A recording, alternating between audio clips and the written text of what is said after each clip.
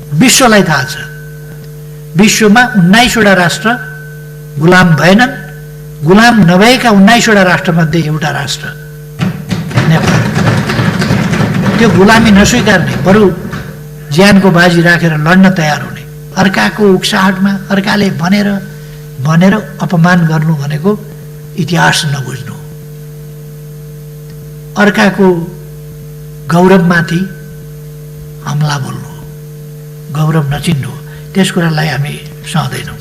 हामीलाई कसैले यदि अरूले उकासेको भन्ने जस्ता शब्दहरू प्रयोग गर्छ भने त्यो नेपाली राष्ट्रियतामाथिको अन्डरमाइन गरिएको कुरा हो, अवमूल्यन गरिएको कुरा हो, लेपिएको कुरा हो। त्यो कुरा हामी त्यसलाई उचित ठान्दैनौँ र त्यसलाई अस्वीकार गर्दछौँ, त्यसलाई खारिज गर्दछौँ। ब्रिटिसको प्रवेशलाई विशाल चीनले रोक्न सकेन, विशाल भारतले रोक्न सकेन, सानो नेपालले रोक्यो। नेपालसँग तोप थिएनन्, बम गोला थिएनन्, केही थिएनन्। खुकुरी नामको एउटा सानो चक्कुको भरमा आफ्नो स्वाभिमान रक्षा गर्ने बहादुरीले रोक्यो। तपाईँ अहिले हेर्दै हुनुहुन्छ कलर अफ नेपाल। 24 घण्टा ताजा खबरका लागि हामीलाई सब्स्क्राइब गर्न नभुल्नुहोला। प्रधानमन्त्री केपी शर्मा ओलीले लिम्पियाधुरा र लिपुलेको विषयमा भारतीय सेना अध्यक्षले दिएको अभिव्यक्तिको प्रतिक्रिया दिएका छन्। प्रधानमन्त्री ओलीले राष्ट्रिय सभामा बोल्ने क्रममा उक्त विषयमा प्रतिक्रिया दिएका हुन्। सीमाको विषयमा बोल्दा अरू कसैले उकासेको भन्नु नेपाली राष्ट्रियताको अवमूल्यन भएको प्रधानमन्त्री ओलीले बताएका छन्। हामीलाई कसैले यदि अरूले उकासेको भन्ने जस्ता शब्दहरू प्रयोग गर्छ भने त्यो नेपाली राष्ट्रियतामाथिको अन्डरमाइन गरिएको कुरा हो, प्रधानमन्त्री ओलीले भने। राष्ट्रिय सभामा नीति तथा कार्यक्रममाथि उठेका प्रश्नको जवाब दिँदै प्रधानमन्त्री ओलीले भारतको सेनाले प्रतिक्रिया दियो भन्दैमा नेपालले त्यसको प्रतिवाद नगर्ने बताएका हुन्। नेपाली सेनाले अरू कुनै देशको सेना बोल्यो भनेर वाद प्रतिवाद गर्ने काम गर्दैन।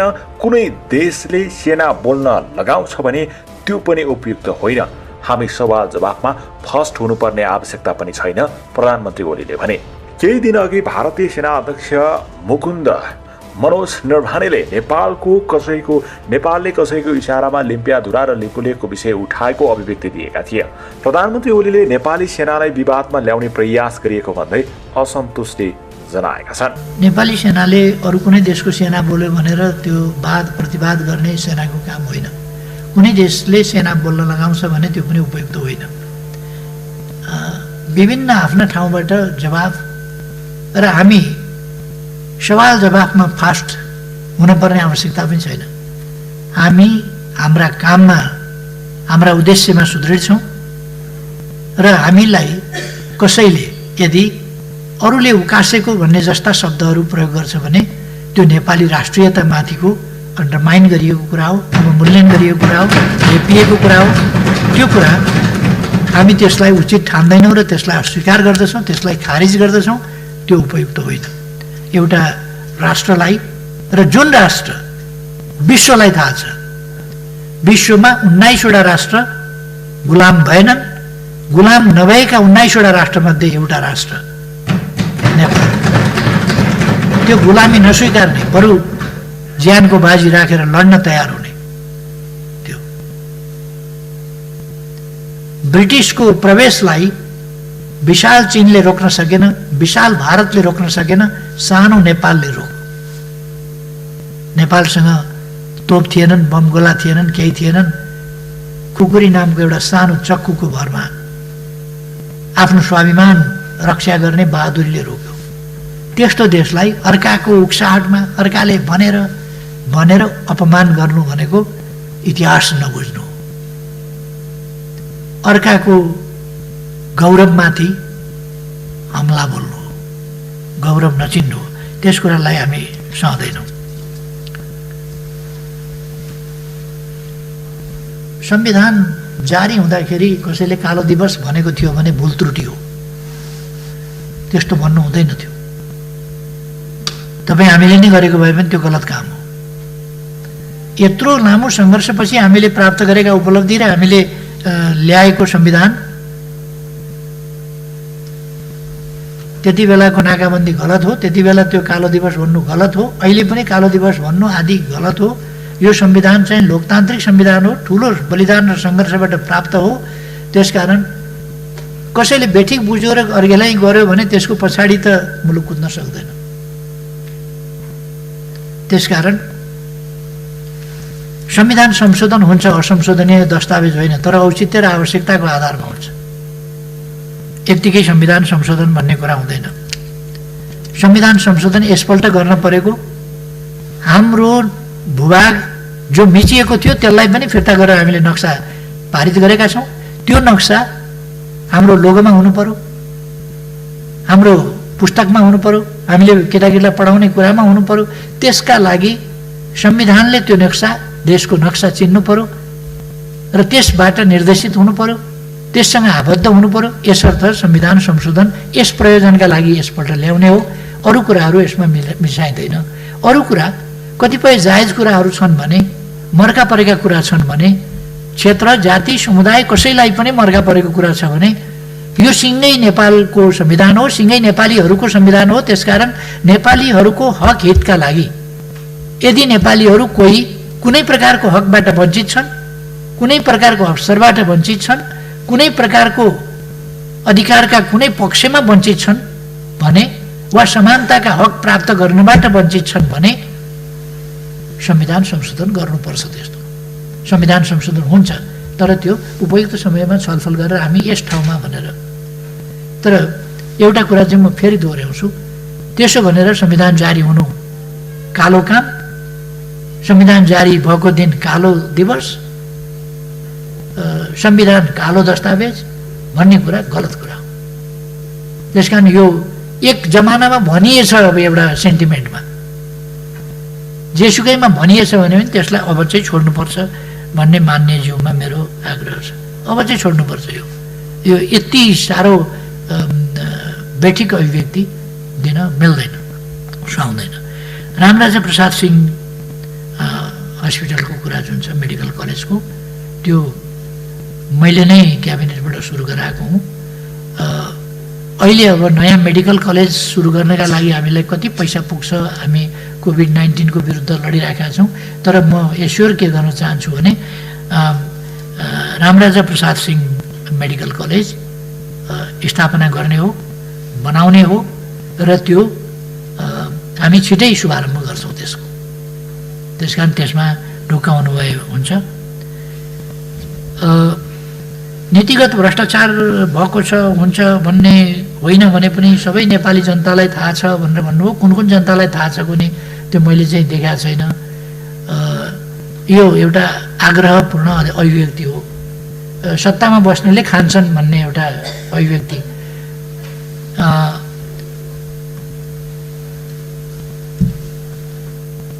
मैले पटक पटक भनेको छु, म भ्रष्टाचार गर्दिनँ, गर्न दिन्न। यो नकली अभिव्यक्ति होइन। यो किताबका माछा नखाने, खोलाका मात्रै खाने भने जस्तो होइन। यो दिउँसो टमाटर नखाने, राति लुकेर खाने भने जस्तो पनि होइन। यो साँचो अभिव्यक्ति हो र यसलाई म कार्यान्वयन गर्छु। त्यसकारण अहिले नीतिगत भ्रष्टाचार हुँदैन, नीतिगत भ्रष्टाचार पनि गर्न दिन्न कहीँ। अर्को, मेरो आफैसँग भएको सम्पत्ति मैले दान गरिसकेको छु राज्यलाई, केही पनि मसँग छैन। यही मन्त्री भएकोले जे आउँछ त्यति मात्रै हो, त्यो गएका दिन फेरि सिद्धियो, 1 वर्षपछि वृद्ध भत्ता आउँछ। त्यो बाहेक जसको सम्पत्ति छैन, 1 वर्षपछि मेरो वृद्ध भत्ता आउँदैछ, त्यति हो। त्यो चाहिँ बुद्धि पुर्याइएछ समयमै र ढुक्कै छ। अरू जसको सम्पत्ति छैन, भएको सम्पत्ति दान गरेको छ, उसले के भ्रष्टाचार गर्छ, किन गर्छ, कसका लागि गर्छ? त्यसकारण यो भ्रष्टाचार नगर्ने कोही हुँदैन भन्ने जुन छ त्यो भ्रम छोडिदिउँ। यो देशमा भ्रष्टाचार नगर्ने धेरै मान्छे छन्, थुप्रै मान्छे छन्, गर्दैनन्। र मलाई विश्वास छ यहाँ भएका कोही पनि भ्रष्टाचार गर्नुपर्छ भन्ने मान्यता राख्नुहुन्न होला। राख्छ कसैले? कोही भ्रष्टाचार गर्न तयार छैन, कोही भ्रष्टाचार गर्न मान्दैन। अब यदि झुट बोलेछ र छकाएर गर्न खोज्यो भने कारबाहीमा परिहाल्छ। त्यसकारण यो अलिकति जसले पनि भ्रष्टाचार नगरी छोड्दैन भन्ने जुन मान्यता छ त्यो गलत हो। केही भ्रष्ट हुन्छन्। आम रूपमा नेपाली जनता इमान्दार जनता हो, भ्रष्ट जनता होइन। आम रूपमा जनप्रतिनिधिहरू इमान्दार जनप्रतिनिधि हुन्, भ्रष्ट जनप्रतिनिधि होइन। सबै जनप्रतिनिधि भ्रष्ट, सबै प्रशासक भ्रष्ट भन्ने जुन मान्यता छ त्यो गलत हो। नेपाली सेनामाथि जुन एउटा सेनालाई पटक पटक विवादमा तान्न खोज्ने, बदनाम गर्न खोज्ने, व्यापारिक सेना भयो भन्ने, अब सेनालाई आफ्ना बुट आफै उत्पादन गर्न लगाउनुपर्छ। म त्यो लगाउँदैछु।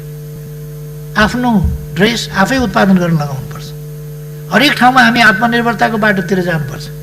अनि थपक्क बुट किन्न छोडेर आफै उत्पादन किन गर्ने भनेर बिस्कुट किनेर पौष्टिक बिस्कुट भनेर 20-25 करोड भन्दा बढी चाहिँ नि उडाउने थियो। मैले सेनालाई भने के बिस्कुट किनिराखेँ, त्यो पाउरोटी साउरोटी के हुन्छ त्यो आफै बनाऊ न। त्यो 15 दिन तालिम लिँदा हुने कुरा कमसेकम। सेनाले आफै चाहिँ त्यो ओभनमा यसो सेकाएपछि भुक्क भइहाल्छ, भइगयो नि। त्योभन्दा पौष्टिक के हुन्छ? ताजा खाने। अनि कहिले बनाएको, कहाँबाट ल्याएको, कसले ओसारेको, बेकारको त्यस्तो आफै बनाएर खाऊ भनेपछि अहिले सेना अलिक बलियो पनि भएछ, तागतिलो पनि भएछ। पौष्टिक बिस्कुट खान छोडो, आफैले बनाएको केक खान्छ। अब व्यापारमा लाग्यो भन्ने, व्यापार बन्द गर्यो, प्रोक्युरमेन्ट बन्द गर्यो, किन्न छोड्यो, किन्न छोडेर आफै बनाउन थाल्यो। त्यसकारण अब बुट आफै बनाउने, जुत्ता आफै बनाउने, कपडा आफै बनाउने सधैँ त काम हुँदैन। अहिले कोरोना छ र अलिक बढी काम भएको छ, ब्यारेकमा अलिक बसिया हुन्छ, त्यस बेला थुप्रै काम गर्न सक्छ। फ्याक्ट्रीमा काम, आफ्नो काम आफूले गर्न किन नहुने? आफ्ना लाइकको उत्पादन किन गर्न नहुने? अरूले स्यालेरी जोड्छ, उसले स्यालेरी जोड्दैन, उत्पादन गर्छ।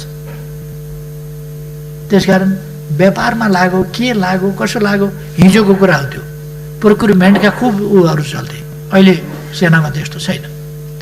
मैले त्यो आफै पनि त्यसलाई राम्ररी हेरेको छु। त्यसकारण नेपाली सेना व्यापारमा लाग्यो, यहाँ भयो त्यहाँ भयो, र जसरी पनि नेपाली सेनालाई बदनाम गर्ने, यो राष्ट्रलाई कमजोर पार्नका लागि राष्ट्रको ताकत मध्ये सेना पनि एउटा ताकत हो। त्यसलाई बदनाम गर्ने, त्यसलाई जनताबाट डिट्याच गर्ने, त्यसलाई विभिन्न ढङ्गका आरोप लगाउने, त्यसको मोरल डाउन गर्ने, त्यस प्रकारका कुराहरू र उसले देश विदेशमा गएर जसरी काम गरेको छ त्यसलाई अन्डरमाइन गर्ने खालका कुराहरू उचित होइन।